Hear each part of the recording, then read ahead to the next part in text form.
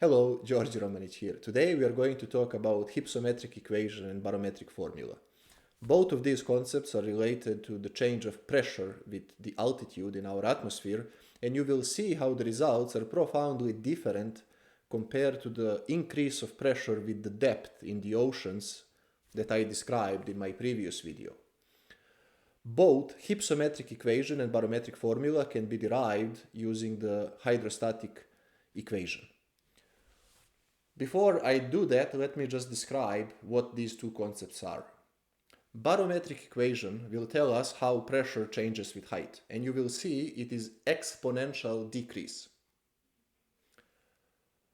Hypsometric equation tells us what is the thickness of the layer between two pressure surfaces. What does that mean? Let's say you measure pressure here, and then you measure pressure here. Two different heights, and you ask yourself or your wife, your girlfriend, your boyfriend, what is the thickness of this layer? To give you that answer, they should use hypsometric equation, and you should direct them to this video because now I will derive it. As I promised in my previous video, today I will use Navier-Stokes equations to get hydrostatic equation, and from there we will easily obtain barometric formula and hypsometric formula. Let's do it.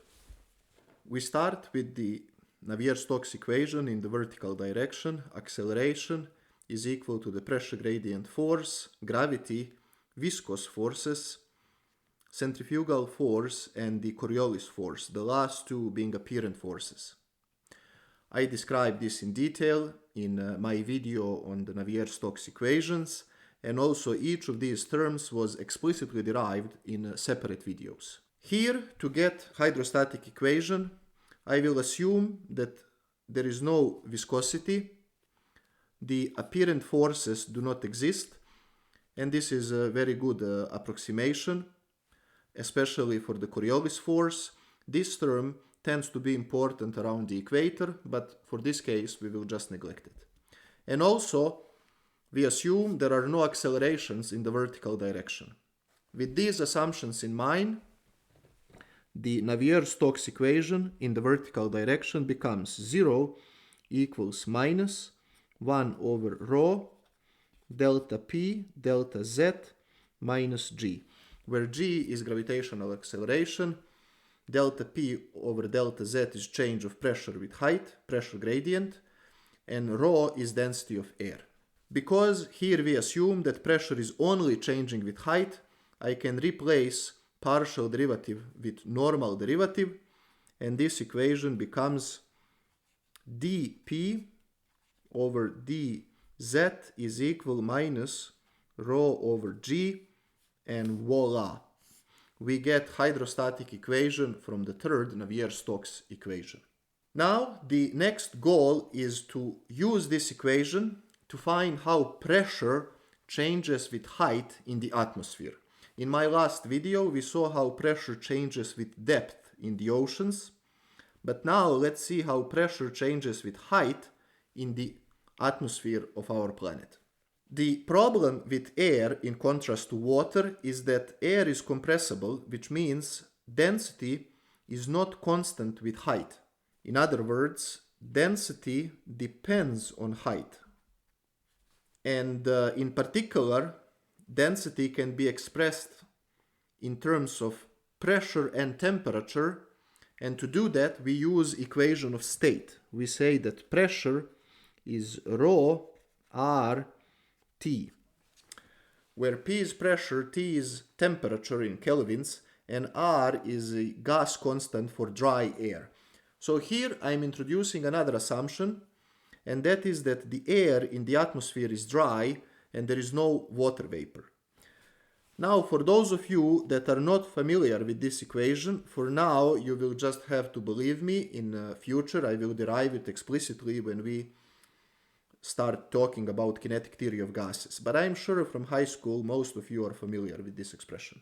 So I will use equation of state to replace density with pressure and temperature over here. Namely, dp dz is equal minus, instead of rho, I say P over RT and times G.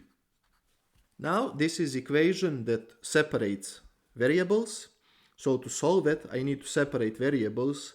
And to do that, I will move pressure to the left side. So dP over P is equal, I move dz to the other side, equals minus dz over RT and times G. Now, another complication in the atmosphere is that temperature is also changing with the height. So now I need to integrate this equation, but I have to keep in mind that temperature is a function of height, so it's not constant as R and G are constants. So let's integrate this. Integral dP over P is equal minus G over R, that's constants, integral dz over T, and I'll put T of Z to explicitly state that temperature is function of height. Now, let's say this is the surface of the Earth, and I will call that Z1. And I want to find how the pressure is changing up to some height, Z2. So Z is increasing in this direction. So I need to integrate from Z1 to Z2, and pressure here is P1 and pressure here is P2. P1, P2. Okay, well, this is a logarithm ln P2 over P1 is equal G minus G over R integral Z1 over Z2 dz over T of Z. Now, if I apply exponential function to this equation, we will get that P2 is equal P1 E.G. over R integral, instead of this minus, I will switch limits of the integral Z2 to Z1 dz over T of Z. And this is called barometric equation in the atmosphere. Now, I'm sure some of you are not satisfied with this, because here we have integral and kind of we didn't completely find the solution. We didn't provide closed form solution for the pressure P2 because this integral is still not solved. Well, I want to show you this equation because this is the most accurate form of the equation. In principle, we do not always know how temperature changes with height. If we know profile of the temperature, let's say like this, and you give me analytical expression for this curve, then I can plug it here and solve this integral. In the simplest case, what we usually take is that we say that instead of profile of temperature with height, we take mean temperature between Z1 and Z2. So that is the mean temperature in this layer of air over here.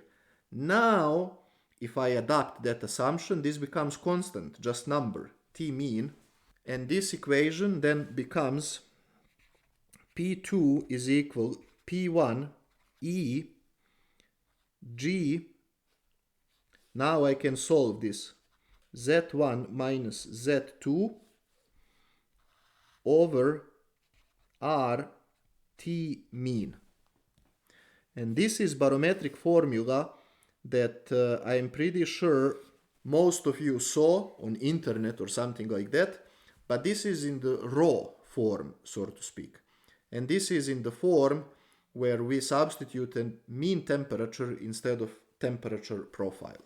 Keep in mind that Z1 is smaller than Z2, so this will be negative, which means that pressure P2 is smaller than pressure P1. And that makes sense. We know intuitively that pressure decreases with height in the atmosphere. So let me maybe write here that this is barometric formula. I hope you can see from this equation over here that we can express results in terms of the thickness of this layer Z2 minus Z1.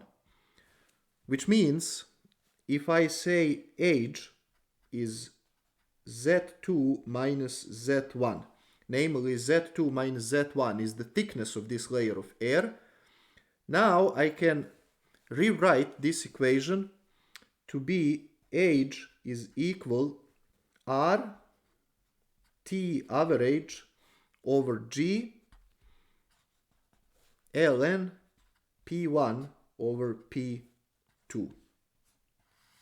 And this is called hypsometric equation. I hope you can see now that barometric equation and hypsometric equation are really the same equations.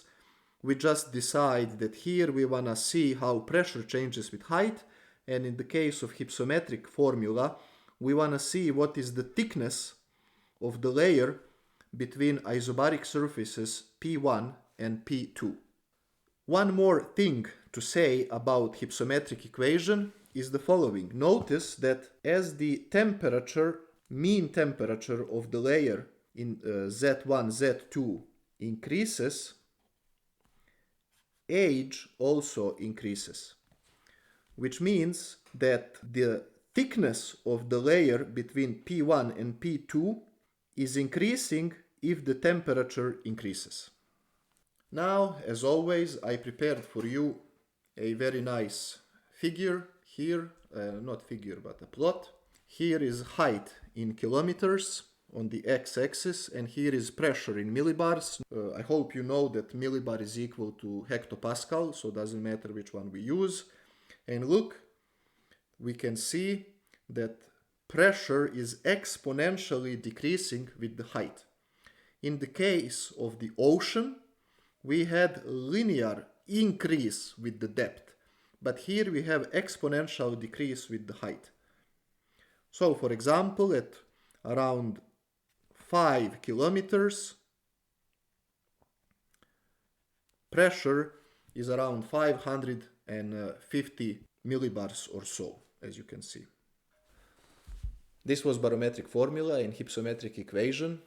In the next video, I will demonstrate how accurate these concepts are. Perhaps sometimes you asked yourself, what is the height in the atmosphere where the pressure is half of the surface value? You will learn in the next video. And that video will also demonstrate the accuracy of barometric formula. Until then, goodbye.